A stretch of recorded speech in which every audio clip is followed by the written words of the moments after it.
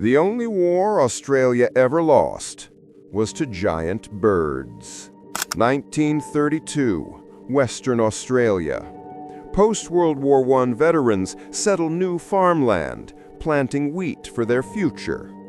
Then, 20,000 emus migrate through, smashing fences, stripping fields, destroying crops.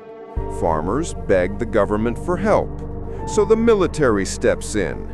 3 soldiers under Major Meredith, armed with 2 machine guns and 10,000 rounds.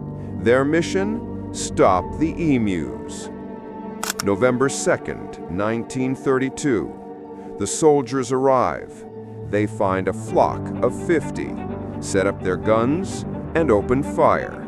The emus burst into motion, 30 miles an hour, zigzagging, impossible to track. By week's end, roughly 50 birds are down and 2,500 rounds are gone. The emus are winning. Subscribe before the emus overthrow us too. Now back to Australia. After 6 days of failure, the army withdraws, embarrassed. A week later, they return and keep trying for another month. But the emus adapt, splitting into small groups, disappearing into scrub, outrunning trucks on rough ground.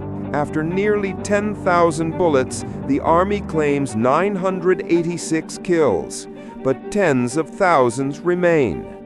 Newspapers mock the fiasco. Emus win the war. The operation is declared a failure. The emus continue tearing through farms, thriving untouched.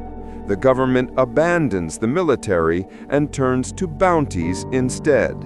Soldiers with machine guns, defeated by flightless birds, a war the emus simply refused to lose. History doesn't get stranger than this. See you in the next one.